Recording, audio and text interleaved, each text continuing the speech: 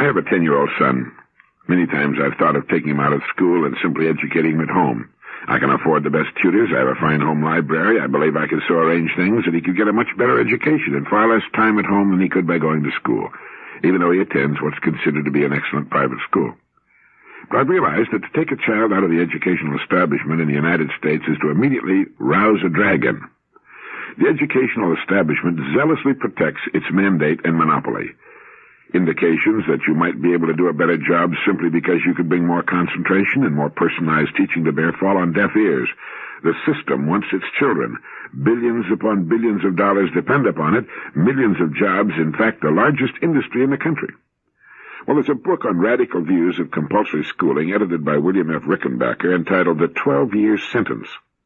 It's a major attack upon compulsion in education by a group of discerning scholars and attorneys. Compulsory schooling is a relatively recent idea, but it is now embedded in the laws of all the states where it causes endless mischief. It's a boon to educationists, but grief to dissenters and taxpayers, and it poses some interesting questions. For example, what do you do if you're an Amishman and believe that most education offends God? What do you do if you're a Christian Scientist and the public schools require your child to be vaccinated before he can attend classes? What do you do if you believe in the biblical version of the creation and your children are taught Darwinian ideas? What do you do if you're a modern secularist and your school insists on teaching the biblical version of the creation? What do you do if your school is mediocre and you wish to teach your gifted child at home? What do you do if your school is infested with dope addicts, hoodlums, and depraved youngsters, but you can't afford to send your child to a good private school? What do you do if your educational bureaucracy forces ever-increasing taxes and ever-inferior schooling on you? What do you do if you desire to withdraw your child from public school one day a week for religious instruction? Well, this book, The 12-Year Sentence, is about just such problems, and it tells what the courts and educationists did to just such dissenting people who were caught in the coils of truancy law. I know I've thought a great deal about compulsory education. I don't like that word, compulsory, do you? When someone tells me I have to send my child to school, and by so doing indicating that he can do a better job of educating my child than I can, my hackles rise. I think many people feel that way. Murray N. Rothbard, one of the writers of the book, points out that compulsory schooling began in the modern world with the Protestant Reformation. Before the Reformation, instruction had been carried out privately in church schools and universities, in private schools, and in private guild schools for occupational training. But Martin Luther, in his famous letter to the German rulers in 1524, urged the establishment of public schools and compulsory attendance, and did so on the basis of a military analogy. He wrote, "Dear rulers, I maintain that the civil authorities are under obligation to compel the people to send their children to school. If the government can compel such citizens as are fit for military service to bear spear and rifle, to mount ramparts, and perform other material duties in time of war, how much more it has a right to compel the people to send their children to school, because in this case we're warring with the devil, whose object it is secretly to exhaust our cities and principalities of their strong men." Well, influenced by Luther, the German state of Gotha founded the first modern public schools in 1524. Thuringia followed suit in 1527. Luther himself devised the Saxony school plan, which was established in Saxony in 1628. The first compulsory attendance system was established again under Lutheran influence by the Duke of Württemberg in 1559. Attendance was compulsory, detailed records were kept, and fines were levied on truants. The major purpose of the school system was theocratic, to use the power of the government to compel adherence to Lutheranism and to aid in the suppression of dissent from the established church. The other leading influence on the establishment of compulsory schooling in the modern world, and one even more relevant to the United States, was that other great reformer, John Calvin. Once again, the major object for public schools was to inculcate obedience to a Calvinist-run government and thereby to aid in the suppression of dissent. Control their little minds, and you can control them when they grow up. And that's my comment, not Murray Rothbard's. People think of compulsory education as something which will guarantee the best possible education because it's in the hands of the school authorities. But a good friend of mine told me that he's attended educational conventions and conferences which covered a multitude of subjects, virtually all of them related to the people in the educational establishment, but he never once heard anyone at any of these meetings or conferences ask the question, how can we do a better job of educating the children? The purpose of my comments here is not to criticize the quality of American education. That's been done by people much better qualified than I, many of them in the educational establishment. But to pose the question, is compulsory education, is the taking of our children away from us for the purpose of learning in their and our best interest? Perhaps in most cases it is. In fact, were it not compulsory, I'd say that in the vast majority of cases our system of education is excellent. But I don't think it applies to all, for many of the reasons I outlined earlier. Anyway, I'm putting the 12-year sentence on the recommended reading list. I'm sure educators will find it as interesting as we more passive parents. Another book I'm recommending is Why Marriage by Edward E. Ford, with Robert L. Zorn, with a foreword by my friend Dr. William Glasser. We asked why education must be compulsory, so why marriage? As Edward E. Ford writes in a preface, down through the ages when men of great creativity have written new and exciting ideas, many who have known them and who have liked what these men had to say then attempted to popularize what was said. This is what I've attempted to do, he writes, with the creative thoughts of Dr. William Glasser, author of Reality Therapy, Schools Without Failure, and the Identity Society. The impact of Dr. Glasser's ideas has yet to be fully realized, but the simplicity and profoundness of his words are having wide acceptance. Those who hear and read what he has to say have said these ideas make sense, and they work. And I see this book as one of many which will attempt to popularize reality therapy for the general public. But what about marriage? Is it here to stay, or is it not such a good idea after all? Well, the author writes, I believe marriages of the future will continue to be what they are today. One man and one woman in a close personal relationship. There are a great many reasons why this type of relationship will continue. One reason is simply the joy of love two people find together as husband and wife. Another reason is that the marriage-family concept, as it is known today, is the best way to bring up children. It's also the best way to teach children the meaning of love and concern. You know, the family is the only place, the only agency in our system in which love is taught.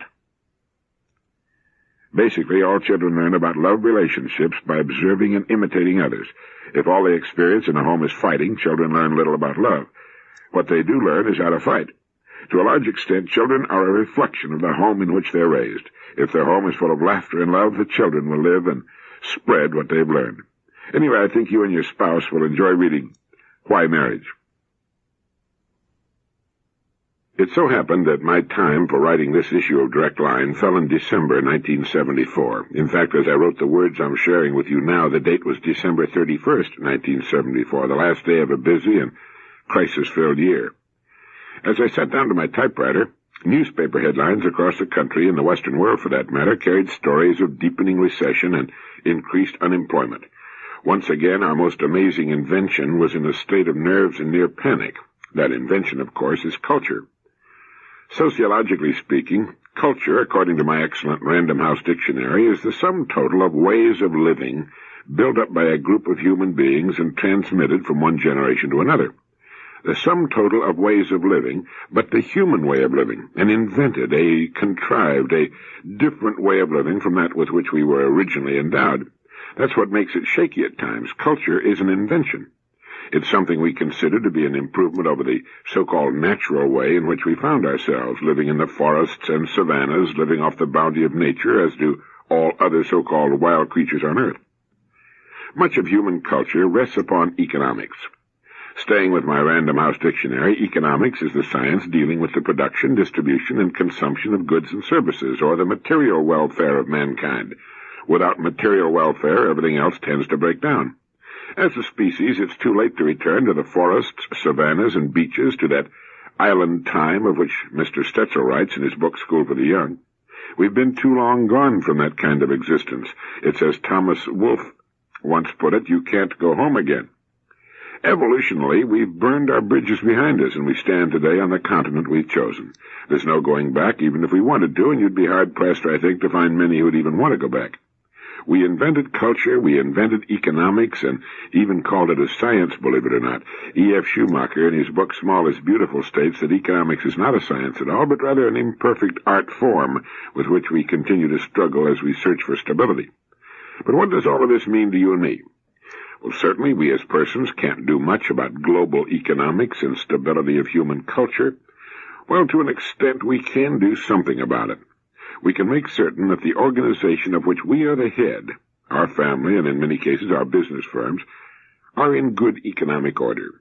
If the economic order is good, that which is built upon it, culture, this business of living as intelligent and civilized human beings and doing some of the things we like to do, is possible.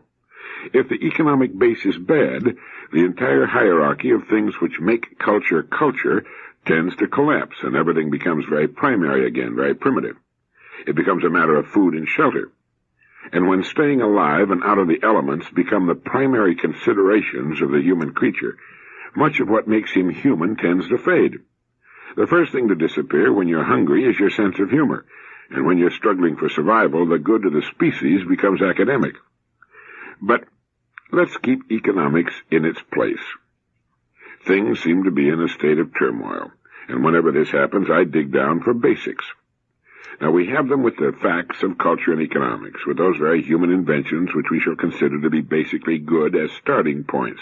Where do we go from there? For answers of this kind, you simply cannot do better than to go back to that ugly philosopher, Socrates, son of a stonecutter and a midwife, enormously strong, very brave, charming, and brilliant. He believed that success could never be more than a short-term affair unless it was founded on logical truth and moral right. He told us what the most prized possession is, the one good and the one evil. Do you remember what they were? In times like these, it's easy to forget. Once, when looking at a variety of merchandise exposed for sale, Socrates was heard to observe, "How many things I can do without." He said he was nearest to the gods because he had the least number of wants.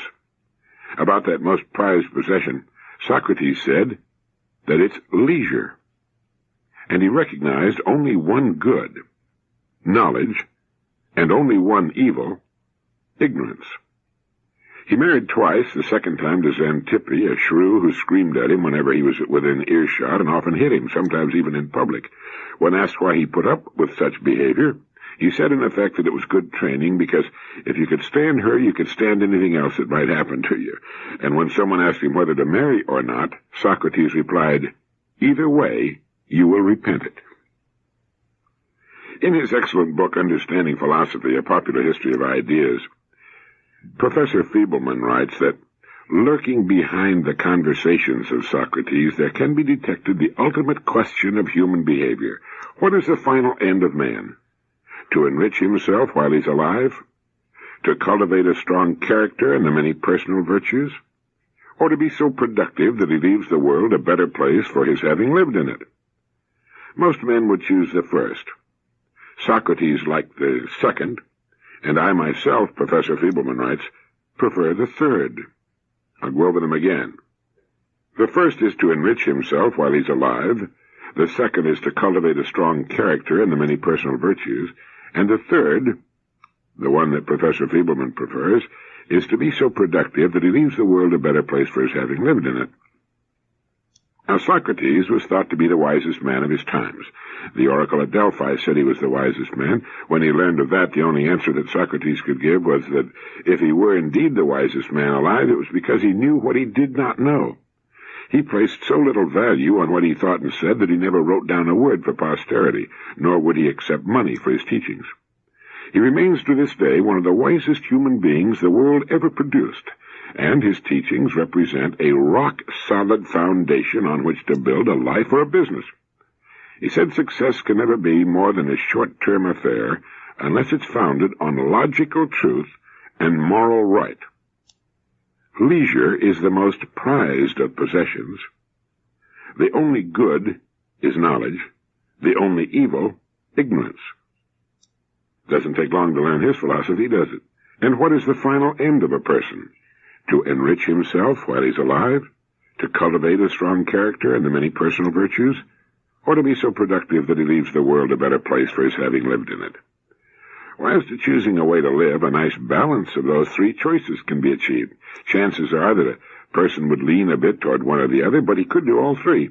He could cultivate a strong character and many personal virtues, be so productive that he could leave the world a better place for his having lived in it, and at the same time enrich himself to a sufficient extent that he could live what we might call the good life. And that's what a person might be thinking about these days, the basics. They tend to clear the mind and get things on a solid footing once again. The other morning, driving to my office, I heard one of my own radio programs in which I recommended writing our problems down on paper. I still think it's an excellent idea. It's been said that a problem defined is half solved, and if we find ourselves enmeshed in the coils of the times, we can write our problems down and then, reminding ourselves of Socrates' excellent advice, begin from there.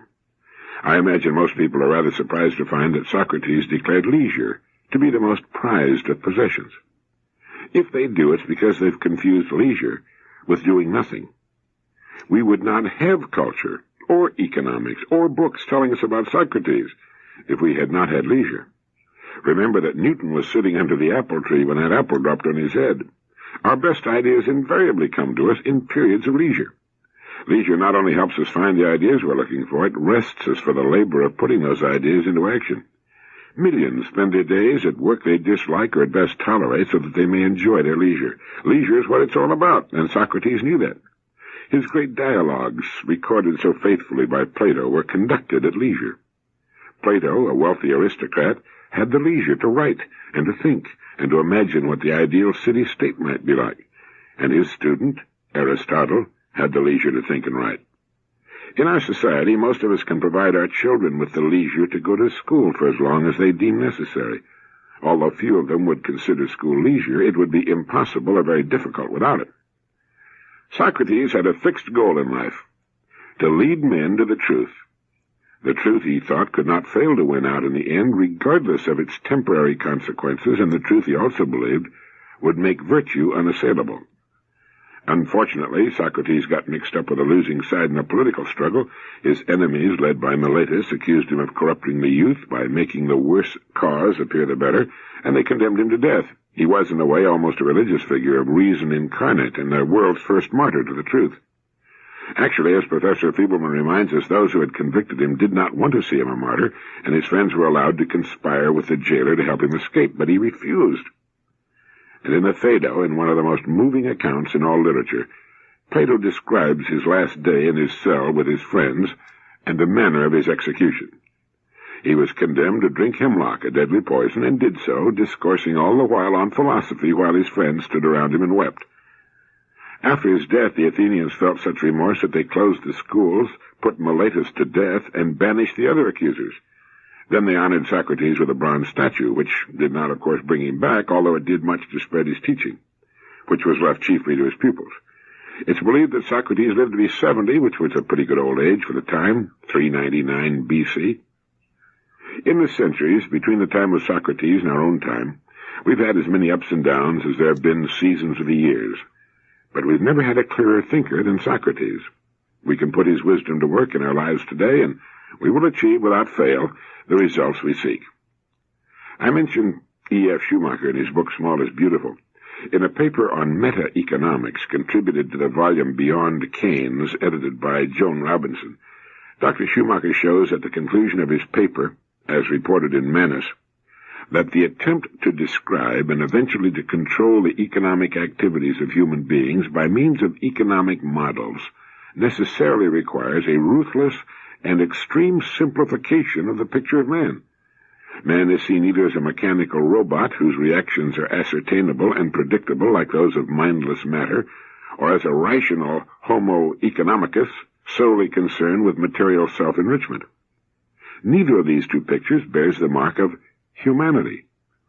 An economic teaching built on such a basis cannot possibly be helpful in solving the economic problems now oppressing us, and I'd go so far as to say, he writes, that the intensive study of such a teaching, although it may in some respects be useful, does considerably more harm than good. For every man in the course of his life becomes what he thinks, is formed by his thoughts. If what he thinks is narrow and unreal, he himself becomes narrow and unreal. Now, as Manus points out, this gets to the point. If we approach our problems as something economic science can solve, then we shall be behaving in exactly the way we've behaved in the past. Economic man is helpless to change as economic man.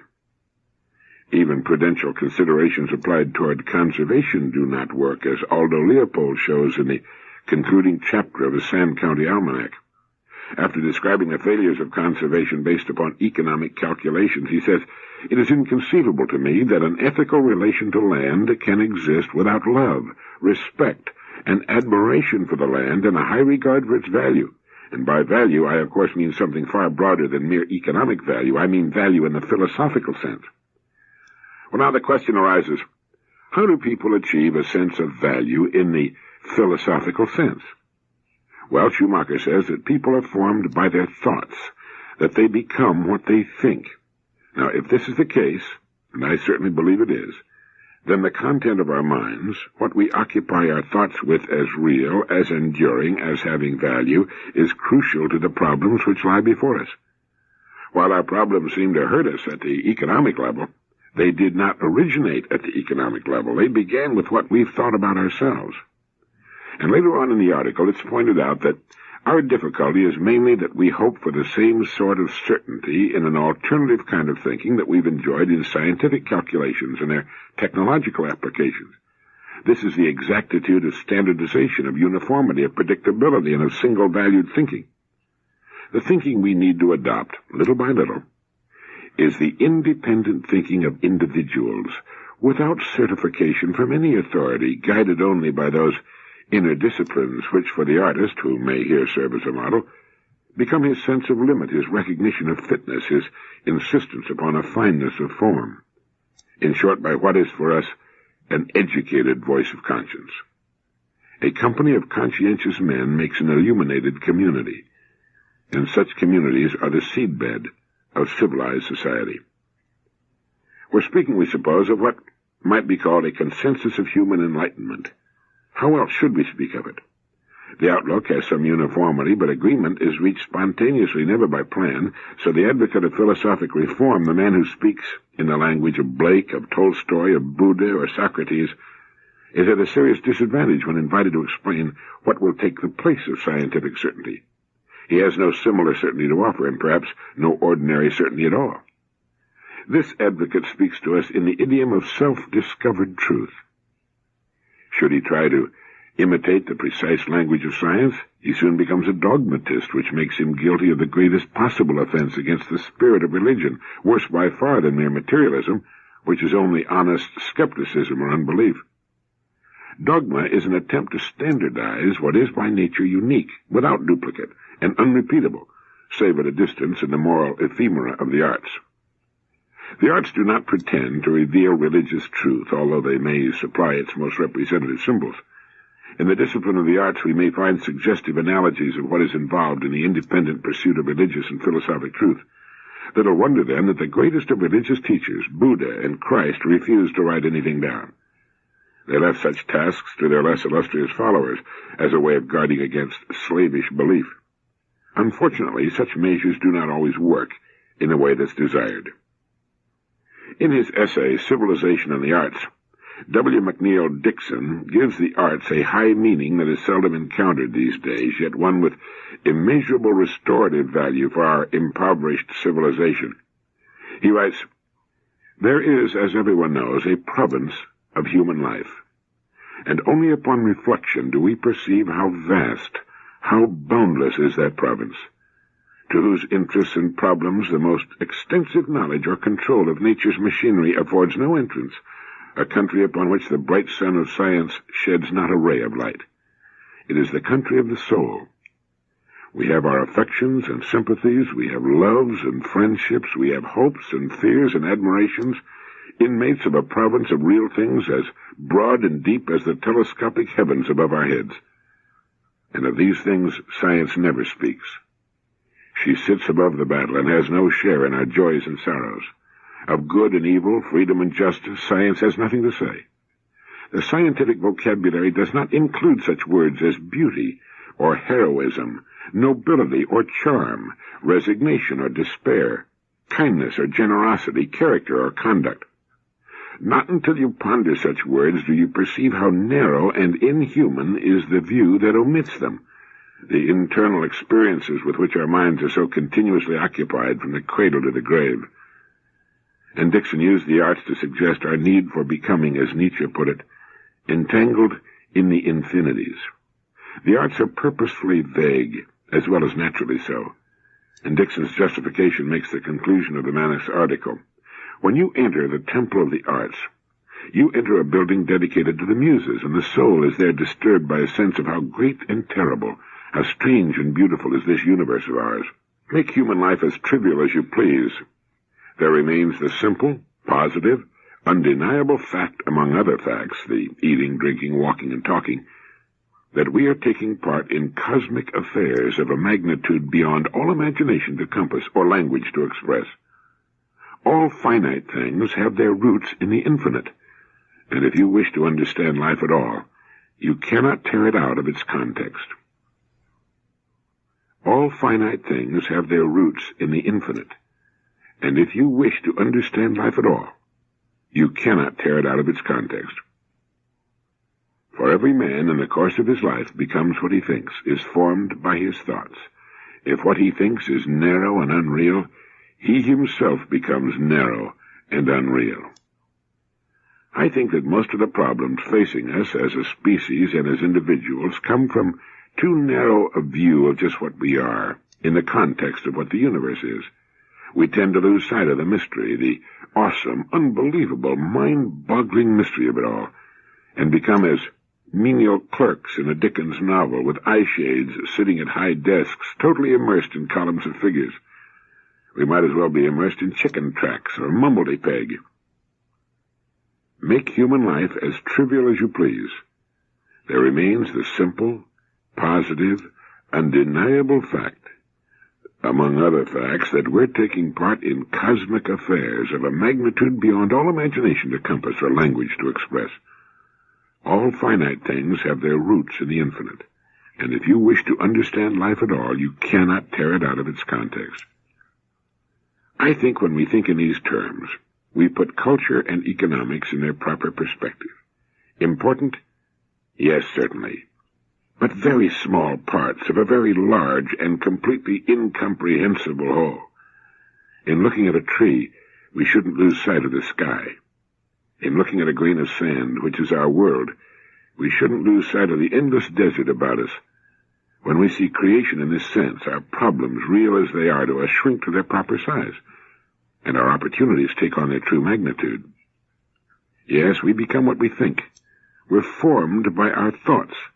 If what we think is narrow and unreal, which has to be the way most people think, we ourselves become narrow and unreal, pinched and ridiculous, insignificant and ineffectual. What are you thinking about? As human beings, it's difficult, since we tend to take ourselves for granted, to realize that we are greater than our creations, economics and all other so-called civilized artifacts. We have powers which transcend the things we've created.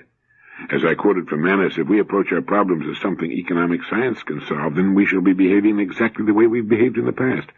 Economic man is helpless to change as economic man. It takes something more, and that something more can be found in the statement that people are formed by their thoughts, that they become what they think. If this is the case, and it most assuredly is, then the content of our minds, what we occupy our thoughts with as real, as enduring, as having value, is crucial to the problems which lie before us. Now, while our problems seem to hurt us at the economic level, they did not originate at the economic level. They began with what we have thought about ourselves. If we think of our problems and goals in strictly economic terms, if we permit that kind of thinking to dominate our minds, if we believe that kind of thinking is real and of enduring value, we're limiting ourselves to the level of our own inventions. We're forcing ourselves to become mechanical robots, no better than our machines. We've all known people whose lives were strictly limited to economic considerations, and we've been appalled and dismayed by how small they seem to be, how limited their horizons, how curtailed their education. They seem truncated, less than what we expect a human being to become. The secret is to be found in that statement that people are formed by their thoughts. With their habitual thoughts, they shape and form themselves as creatures, as do you and I. And in times such as those we're experiencing, as I write and speak these words, it's good to remember that our eyes, our minds should be fixed on goals worthy of us as emerging, maturing, growing human beings. We can remember the words of Socrates that Success can never be more than a short-term affair unless it's founded on logical truth and moral right. There's so much to be done within the framework of truth and right. Millions are successful today within that framework, and yet may have never thought about or analyzed the real basis of their success. People who live by the numbers become numbers.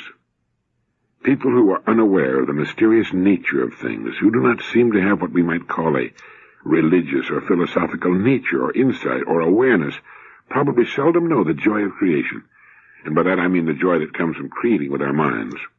We can forget the times, the problems, the difficulties that appear to be everywhere, and by setting our minds on worthwhile goals, transcend the numbers and the mundane we find everywhere about us. The fact is that we don't need to know where what we seek will come from. That's economic thinking. We're above, we're bigger than that. We can pull our goals right out of the mysterium tremendum. The fact that we don't know how the mind works to translate systematically held thoughts into reality shouldn't bother us any more than any of the other mysteries by which we're perpetually surrounded. It's simply the perennial philosophy. It works. I set my mind on something I want very much to bring about. I hold that thought until it permeates my habitual thinking. Somehow that idea becomes a germinating seed, and eventually, sooner or later, and quite often much sooner than we might have believed possible, that thought becomes a reality in my life. I have become what I've thought about. I've achieved that upon which I seriously set my mind. I have extracted something from where before there was nothing but an invisible idea. We can call it magic. We can festoon it with all manner of fancy trappings. We can build temples to the mystery behind it. We can do anything we like except explain it, and if it could be explained, if it could be reduced to dogma, it would become standardized. It would no longer be unique and without duplication. And as we mentioned, little wonder then that the greatest of religious teachers, Buddha and Christ, refused to write anything down. They left such tasks to their less illustrious followers.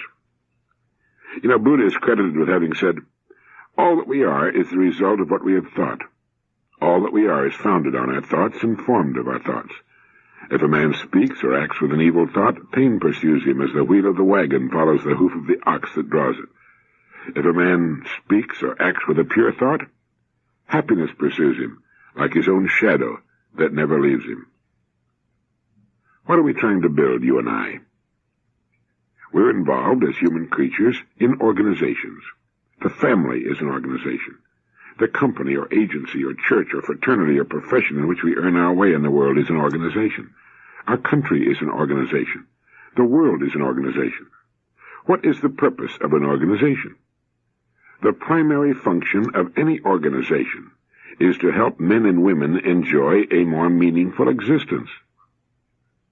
That's all there is to it.